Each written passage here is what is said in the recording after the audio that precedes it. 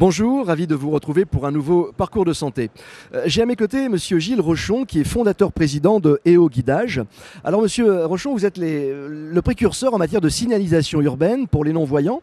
Et vous qui nous regardez, vous voyez que ce poteau, on a tous l'habitude de le voir à nos carrefours, au coin des rues. Mais celui-ci, Monsieur Rochon, a une particularité.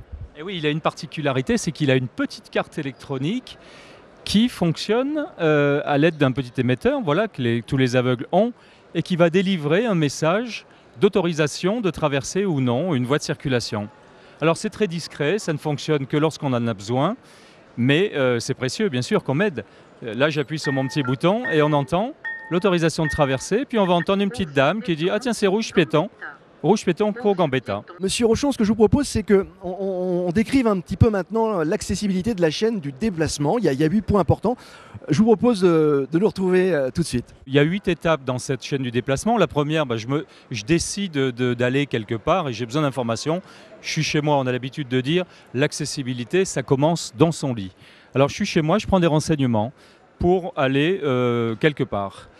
Et muni de ces informations, je vais utiliser les transports en commun parce que si je suis aveugle, je ne conduis pas.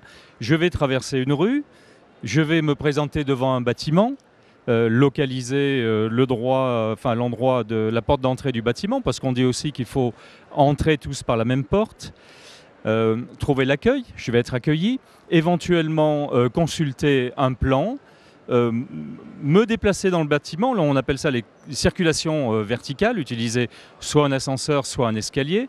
Et chaque fois, il y a des prescriptions dans toutes les étapes de ce déplacement. Par exemple, un escalier, on doit avoir la première, la dernière marche contrastée visuellement, ça doit être antidérapant, des dispositifs d'alerte pour éviter de chuter.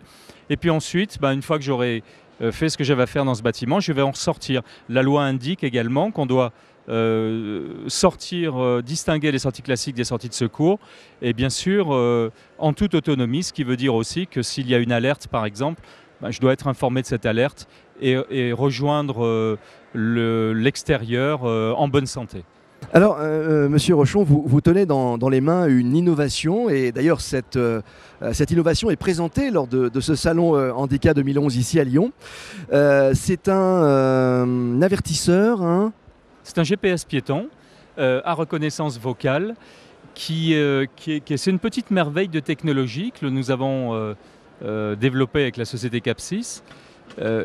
Merveille de technologie parce que là-dedans, on a par exemple un fichier MP3 qui décrit le salon et les moyens d'arriver au salon et tous les stands, mais également qui va pouvoir nous permettre de nous localiser grâce soit avec le GPS en extérieur, soit avec des balises en intérieur, puisque finalement on va dialoguer avec nos balises grâce à Bluetooth. Et ça sur la planète entière. Alors je veux dire, c'est une merveille de technologie parce que rien n'existe d'équivalent au monde.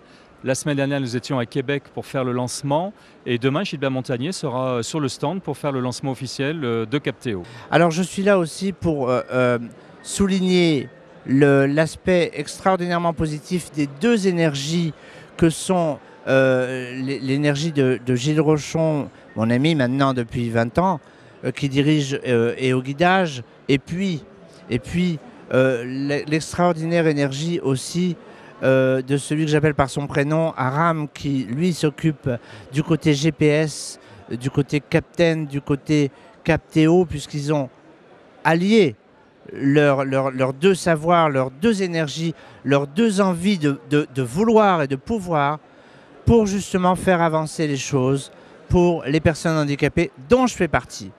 Et vous avez vu que j'appuie sur le dont je fais partie parce que de plus en plus, je trouve que c'est un plaisir, c'est un honneur même de faire partie de cette communauté, même si ce n'est pas toujours facile, même s'il y a énormément de choses à faire.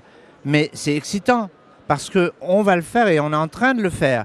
Et on a besoin de vous tous qui nous regardez pour que vous nous regardiez en face et pour que vous compreniez une fois pour toutes qu'on fait partie de ce monde. On est là pour rester, donc c'est tous ensemble. Les personnes aveugles collectent des informations d'itinéraires, par exemple, qualifiées, qui leur semblent adaptées ou des raccourcis, etc., qui vont se télécharger sous forme de fichier MP3 directement dans cette petite boîte. Vous voyez, elle n'est pas grande. On l'a dans la poche et également les éléments de sécurité sur un bâtiment ou sur un lieu, tout rentre là-dedans. Monsieur Rochon, merci beaucoup de nous avoir reçus sur votre stand. Rendez-vous pour un prochain parcours de santé. En tous les cas, vous pouvez retrouver tous nos reportages, toutes nos émissions sur www.bloghandicap.com ainsi que sur les sites partenaires. À très vite. Merci.